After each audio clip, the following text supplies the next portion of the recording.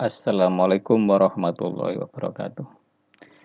Kali ini saya akan bahas mengenai tahapan pengembangan bagan kendali min dan range yang berdasarkan referensi relatif baru yaitu Mitra tahun 2016, di mana di referensi ini ada sedikit beda dengan tahapan pengembangan bagan kendali di Mitra tahun 1993. Kita akan coba kerjakan dengan menggunakan Minitab dan sedikit intro bahwa perbedaannya nanti akan terletak di aturan di dalam mendelete atau menghapus sampel yang out of control. Baik, kita akan coba kerjakan contoh soal berikut ini.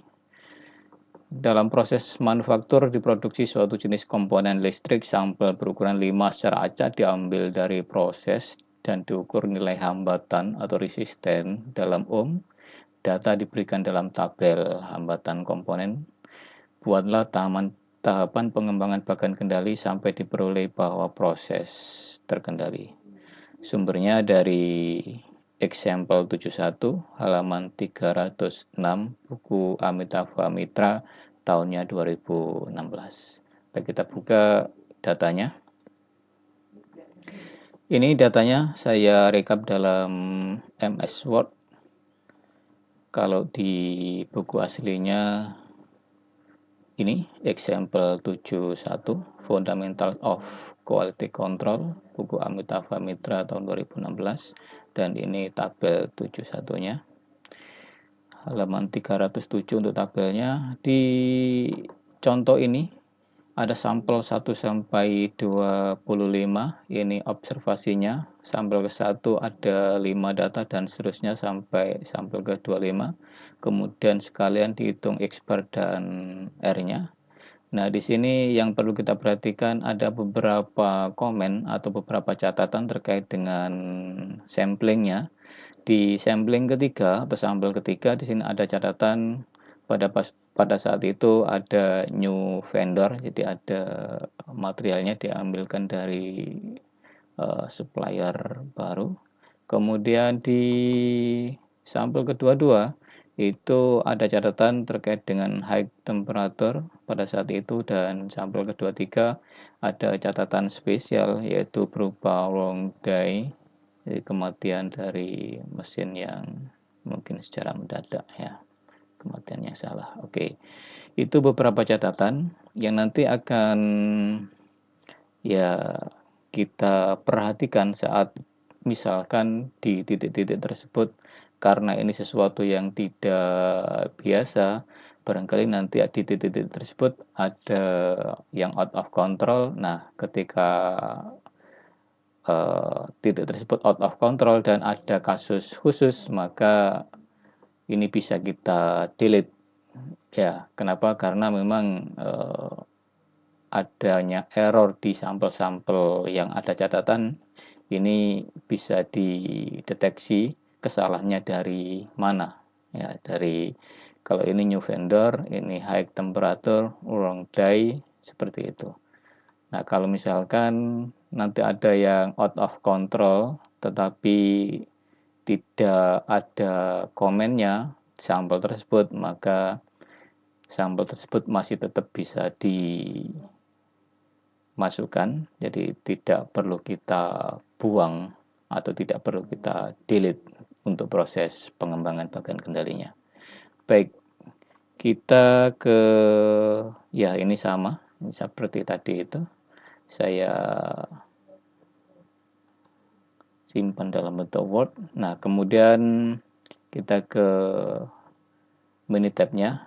Nah, dari data yang tersusun seperti ini, kita ke Minitab-nya membuatnya bisa dalam 2 struktur data. Di struktur data yang pertama kita bisa buat dalam bentuk seperti ini. Jadi sampel ke-1 ada 5 buah data, kemudian sampai dengan sampel yang ke-25, 5 buah data tersusun persis seperti yang di sini. Ya. Nah, struktur data yang kedua bisa kita susun seperti ini. Jadi bisa kita susun dalam satu kolom. Ini data ke-1 sampai dengan data ke-5 itu adalah merupakan data sampel ke-1, yaitu yang di sini kita susun dalam satu baris. Kemudian data ke-6 sampai data ke-10 ini adalah data milik sampel kedua, yaitu ini 19, 18, 22, 20 dan 20. Ya, jadi kita menyusunnya per 5 data. 5 data pertama milik sampel ke-1, 5 data kedua milik sampel kedua, dan seterusnya. Jadi ada 5 kali 25, jadi ada 125 data. Oke, seperti itu. Jadi kita bisa buat dua struktur data, itu sesuai dengan yang difasilitasi oleh Minitab ya. Baik, sekarang kita akan coba kerjakan dengan menggunakan Minitab, masuk ke Start, Control Chart, kemudian Variable Chart. Ini dalam tahapan pengembangan bagan kendali untuk referensi mitra tahun 2016. Ini kita lakukan secara bersama, jadi tidak satu per satu. Kita lakukan langsung X-bar berpasangan dengan siapa. Karena tadi berpasangan dengan range, maka kita pilih yang ini. Nah, kemudian di sini ada dua option. Ini terkait dengan struktur data. Jadi ini all observation for a chart are in one column. Berarti itu terkait dengan struktur data yang ini, yang satu kolom tadi. Kemudian kalau pilihan kedua, observation for a subgroup are in one row of kolom. Jadi kalau yang kita pilih adalah ini, maka ini terkait dengan struktur data yang ini. Jadi satu subgroup atau satu sampel itu diletakkan dalam satu baris beberapa kolom ini ya. Oke, kita pakai yang ini misalkan. Pakai yang ini, oke, kita klik di bawahnya dan kita masukkan semuanya. Kemudian X-bar R option-nya kita klik estimate-nya, dan estimate-nya kita pilih yang R bar. Oke, kita biarkan.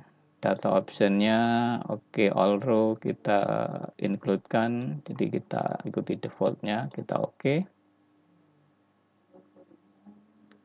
Nah, kita lihat di sini dari dua grafik ini secara simultan, secara bersama, kita lihat untuk bagan R yang bawah, ya bagan R karena ada R bar senternya, ini ternyata ada satu titik yang out of control, sampel ketiga.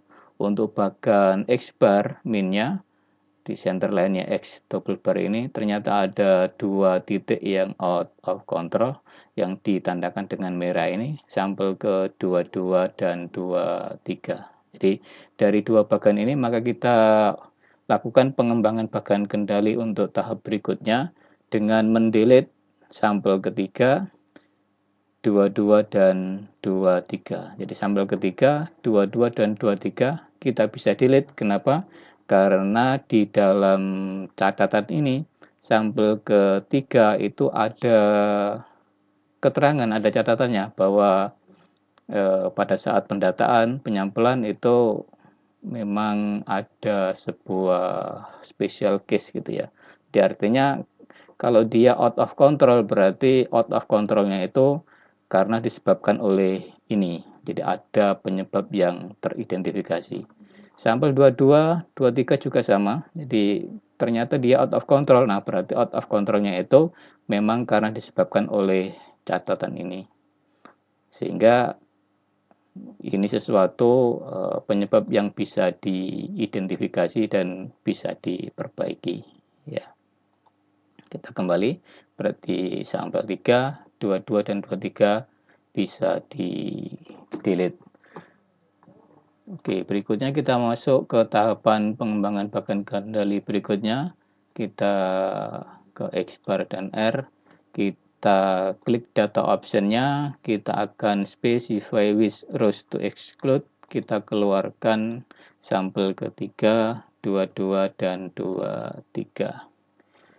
Oke, kemudian kita bisa klik leave gaps atau kita kosongin juga tidak apa-apa. Kalau kita ingin tahu posisi yang terdelete nanti juga masuk, tetapi dengan blank, tidak ada titik yang diplot, ya kita leave gaps, kita klik. Oke, kita oke. Nah, pada tahapan berikutnya ini ternyata setelah tahapan pertama di sini ada 3 titik, tahapan berikutnya ternyata di sini masih ada 1 titik yang out of control di bagian X bar-nya, yaitu titik sampel ke-15 ya. Ini sesuai dengan urutan aslinya, sampel 1 sampai 25, ada gaps, ada yang blank-blank, ini sesuai dengan yang kita delete tadi. Nah, ini ternyata di sampel ke-15 di bagian X bar itu ada yang out of control, sedikit di atas batas kendali atas.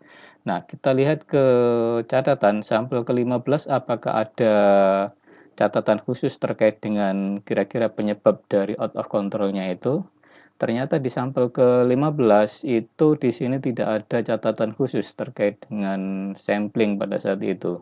Nah, ini berarti kalau dia out of control, berarti out of control-nya itu tidak ada suatu penyebab khusus. Artinya ini adalah natural error. Jadi errornya memang tidak ada suatu penyebab, errornya memang disebabkan karena secara alami. Maka ini kemudian dalam bagan kendali, pengembangan bagan kendali untuk referensi di Mitra 2016 ini tidak perlu dikeluarkan walaupun dia out of control ya, walaupun dia out of control sedikit di atas ini, tetapi karena tidak ada sesuatu penyebab yang menyebabkan dia keluar batas kendali, jadi penyebabnya adalah alami, maka ini tidak bisa kita keluarkan, tidak bisa kita delete ya. Jadi tidak, untuk berikutnya ini tidak perlu dilakukan tahapan pengembangan bagan kendali berikutnya lagi dengan mendelete ini. Jadi ini tidak perlu kita delete. Di bagan kendali ini dengan setting upper sama lower untuk R dan upper untuk lower untuk X bar, ini bisa dipakai untuk bagan kendali terhadap data-data sampel berikutnya. Jadi untuk perhitungan-perhitungan berikutnya juga bisa menggunakan posisi akhir ini.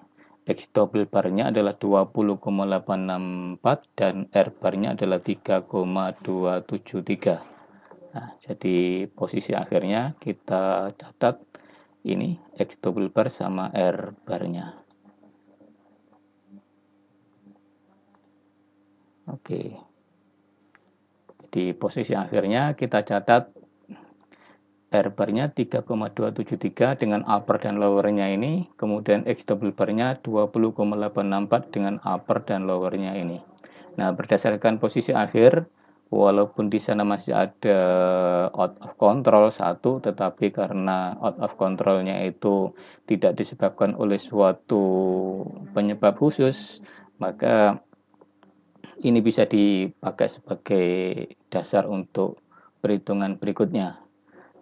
Nah, dengan posisi akhir ini kita bisa lakukan dugaan simpangan baku prosesnya. Sigma topi sama dengan R bar dibagi D2. R bar-nya kita ambil dari ini 3,273 dan D2-nya kita ambil dari tabel appendix A7 dengan N sama dengan 5 diperoleh angka 2,326. Jadi diperoleh sigma topinya adalah 1,407. Jadi dari perhitungan ini kita mendapatkan min prosesnya adalah 20,864 dan simpangan baku proses dugaannya adalah 1,407. Demikian, terima kasih atas perhatiannya. Assalamualaikum warahmatullahi wabarakatuh.